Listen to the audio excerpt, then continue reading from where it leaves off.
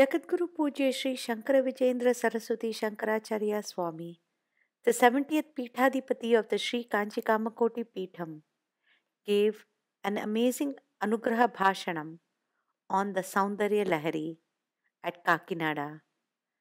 This version is with subtitles as the original is in Telugu. ఆషాఢ పూర్ణిమ, శ్రావణ పూర్ణిమ, భాద్రపద పూర్ణిమ, అలా 3 పూర్ణిమ పర్వకాలాలు ఇక్కడ గోశాలలో జరుగుతున్నాయి. ఈ పూర్ణిమ కాలంలో శుక్రవారం కలిసిన పూర్ణిమ అంటే రెండుగా అమ్మవారి యొక్క పూజకి గొప్ప పర్వకాలము, రెండు కలిసింది. అలా ముఖ్యమైన రోజులో చాతుర్మాస పూర్తి సందర్భంగా సౌందర్య లహరి సమష్టి పూజ ప్రజలందరికీ కూడా ఎలా ఇక్కడ దీప పూజ జరిగి అందరికీ దుర్గాలక్ష్మి సరస్వతి అమ్మవారి ఆశీర్వచనాన్ని పొందారో ఇక్కడ శ్రావణ మాసంలో, అలా భాద్రపద మాసంలో అమ్మవారి ఆశీర్వచన అనుగ్రహాన్ని కోసము ఈ పూజ ఏర్పాటు చేయడం జరిగింది. దీంట్లో విశేషం ఏమంటే ఆ సౌందర్య లహరి అనేది ఒక గొప్ప మంత్రశాస్త్ర గ్రంథం, స్తోత్ర గ్రంథం రెండు. అది పారాయణం కూడా ఏర్పాటు చేశారు స్వామివారు. ఆ వ్యాఖ్యాన సహితంగా సౌందర్య లహరి వ్యాఖ్యాన సహితంగా పారాయణానికి ఏర్పాటు చేశారు. వారి సమక్షంలోనే పారాయణం కూడా జరిగింది. 1944లో మన కంచి మహాస్వామి వారు జీర్ణోద్ధారణ మహాకుంభాభిషేకం అమ్మవారికి చేశారు. అలా బంగారు కాసులతో లలితా సహస్రనామ మాల వారికి చేశారు. అంటే వాళ్ళు పద ప్రముఖులందరూ కూడా ఈ గాజులన్నీ ఇచ్చారు. ఎంఎస్ సుబ్రహ్మణ్య గారు స్వామివారు అలా లలితా సహస్రనామ మాల చేయాలనుకుంటే, అంటే ఒకరోజు అమ్మవారి దర్శనానికి వచ్చారు. వచ్చినప్పుడు స్వామివారికి సంకల్పం కలిగింది ఎప్పుడు చేస్తే ఇప్పుడు ఆ మాలని పర్వ రోజుల్లో విశేష రోజుల్లో అమ్మవారికి అలంకరణ చేస్తున్నారు. గొప్ప మాల, మంచి అంటే అది ఘనంగా ఉంటుంది. అంటే బంగారుని బలవని చెప్పడం అందుకని అలా అంటున్నారు. అలా కొంచెం ఘనంగా ఉంటుంది. ఆ రోజుల్లో కలమంటారు. శ్రీమాత్రే నమః ప్రారంభించి అన్ని కూడా రాయించి ఒక్కొక్క కాసులో పెద్ద పెద్ద నామాలు రాసేటట్టు 10 గ్రాములు తక్కువ లేదనుకుంటా, 12 గ్రాములు అంటే మంచిగా చేశారు స్వామివారు చేసి లలితా సహస్రనామ మాల. ఈ మధ్యలో ఇక్కడ మన వాళ్ళందరూ కలిసి చాలా ఈ దీంట్లో ఏర్పాట్లు చేయగలిగిన ఉన్నప్పుడు అక్కడ లలితా త్రిశతి మాల ఇప్పుడు సమీప కాలంలో అది చేశారు. అంటే ఆ కుంభాభిషేకం యొక్క తాత్పర్యం ఒకరోజు చెప్పినాము. అంటే స్వామివారికి మునుపు ఉన్న స్వామివారు వారు ఒకసారి కుంభాభిషేకం చేశారు. కుంభాభిషేకము చేసి సకల జన సంతోషం చేసిరి అది ఒక శిలాలేఖం ఉంటుంది. అక్కడ తెలుగులో కామాక్షిగుడిలో ఒక శిలాలేఖం. కుంభాభిషేకము చేసి సకల జన సంతోషం చేసి అంటే కుంభాభిషేకం ప్రతిష్టా ఉత్సవాలు చేస్తారంటే దాని యొక్క తాత్పర్యం, భావార్థం ప్రజలందరికీ కూడా సుఖ సంతోషాలు, ఐశ్వర్యాలు, సంపదలు, సత్సంతానాలు ఇవన్నీ కలగాలి దానికోసం ఆ కుంభాభిషేకం చేస్తున్నారని తాత్పర్యం. అలా మళ్ళా ఒక 30 సంవత్సరాల తర్వాత 1976లో మన జయేంద్ర సరస్వతి స్వామి వారు కుంభాభిషేకం చేశారు. అప్పుడు కలవైలో ఉన్నాడు స్వామివారు. అక్కడి నుంచి కుంభాభిషేకం అక్కడి నుంచి స్వామివారు బయలుదేరి ఒకే రోజులో వచ్చేసారు. అంటే ముందు రోజు రాత్రి బయలుదేరి ఒక ఊరికి వచ్చి ఉదయానికి ఇక్కడ చేరుకున్నాడు. అయ్యంగారు కొడవలో ఒక ఊరికి వచ్చేసి అక్కడ రాత్రి ఉండి ఉదయం వచ్చి మనకు వింటే ఆశ్చర్యంగా ఉంటుంది, పులకాంకితులు అయిపోతాము. ఏమంటే అంగ ప్రదర్శన 76వ సంవత్సరం ఆ ధ్వజస్తంభం దగ్గరికి వచ్చేసి స్వామివారు గుంట చుట్టూ అంటే అప్పట్లో ఇంత కింద వసతులు కూడా అంత పెద్దగా లేదనుకోండి. వెంటనే అది చేసిన తర్వాత ఈ రాళ్ళన్నీ వేయటం అదన్నీ అయింది. ఇప్పుడు ప్రాకారం మనం చూస్తున్నామంటే అది ఇంకా అది సుమారుగా చేసినారంటే చేసిన తర్వాత అనుకున్నారు. అంటే కామాక్షి వారు ఒక ధ్యానం అనేది, ఉపాసన అనేది స్వామివారి మనసులో ఎంత లోతుగా ఉన్నది అనే దానికి ఉదాహరణ. 76 ఉంటే వాడికి 40-40 వయసు ఉంటుంది. ఆ సమయంలో మహాప్రకారంలో అంగ ప్రదర్శన చేస్తారంటే వారికి అమ్మవారు పట్టుకోండి. అప్పుడు ఒక పుస్తకం వచ్చి ఇంకా ఈ సౌందర్య లహరి వ్యాఖ్యాన సహితంగా 6-7 వ్యాఖ్యానాలు, లక్ష్మీధర వ్యాఖ్యానం నుంచి ప్రారంభించి మంచి క్రిటికల్ ఎడిషన్ అది సౌందర్య లహరికి. అది ముఖ్యమైన పుస్తకంగా అది స్వామివారు రచయించారు.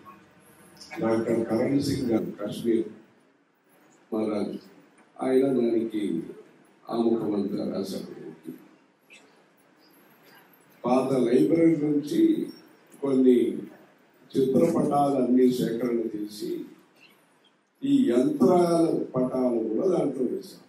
ఈ సౌందర్య లహరి 100 యంత్రాలు ఏమేమి ఉన్నాయో ఒక్కొక్క శ్లోకానికి ఒక యంత్రం ఉంటుంది. ఆ యంత్రాలన్నీ కూడా ఇప్పుడు 100 యంత్రాలు ఇక్కడ ఉన్నారు. ఇప్పుడు అన్ని పూజ చేశారు. ఇంకా బయటని ఇంకా అలంకరణలు చేశారు, ఇంకా సిద్ధం చేశారు. పూజ చేయబోతున్నారు. ఈ పూజని సేనాపతి శాస్త్రి గారిని అక్కడి నుంచి వచ్చిన ఆయన వారు కుటుంబంలో అందరూ కూడా యంత్రాలు రాస్తారు. వాళ్ళు ఒక టైంలో ఒక సమయంలో వాళ్ళు కలిసిలో ఉండేవాళ్ళు. వీళ్ళందరూ కచ్చరేశ్వర శాస్త్రి, సురేశ్వరాచార్య గుడి పూజ చేసేవాళ్ళు. వీళ్ళు తర్వాత తంజావూరు ప్రాంతాన్ని పెట్టారు. వాళ్ళు సురేశ్వరాచార్య సన్నిధి ఏదైతే మఠంలో ఉన్నదో అక్కడ వీళ్ళు నాలుగు జాతకాలు పూజ చేసి తర్వాత తంజావూరు పుత్రుడికి ఇప్పుడు వీళ్ళ ఇంట్లో ఈ యంత్రాలు రాయటం బాగా నేర్చుకున్నారు. వాళ్ళు నవగ్రహ యంత్రం, విఘ్నేశ్వర యంత్రం ఏమేమి ఉంటుందో. అంటే యంత్ర పూజ అనేది కొన్ని చోట్లనే జరుగుతుంది. మహాతంత్ర, మహామంత్ర, మహాయంత్ర, మహాసన. అది శంకరాచార్యులు కేరళలో పుట్టినవారు, ఇంకేమో తెలియదు.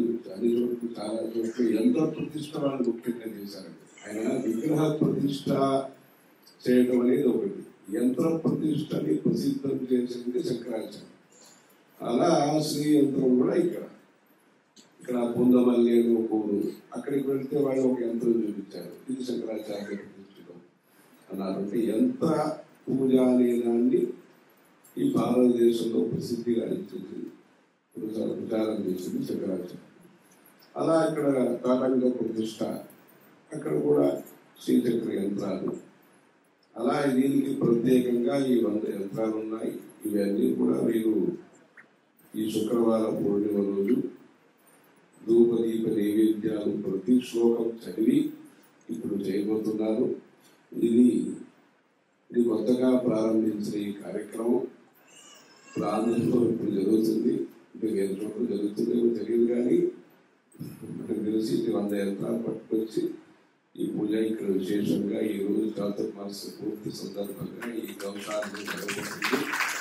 అందరూ కూడా సందర్శించి సంతోషించి అమ్మవారి పరాదేవత కంచి కామాక్షి అమ్మవారి అంటే నిన్న మంచి ప్రదోష సమయంలో ఈ కామాక్షి ప్రణతోస్మి సంతతమహం ఇలాంటి పద్యాలన్నీ కూడా నృత్య రూపంలో నిన్న 10 శ్లోకాలకి నృత్య రూప ప్రదర్శనం అన్ని నిన్న చేశారు సాయంకాలం.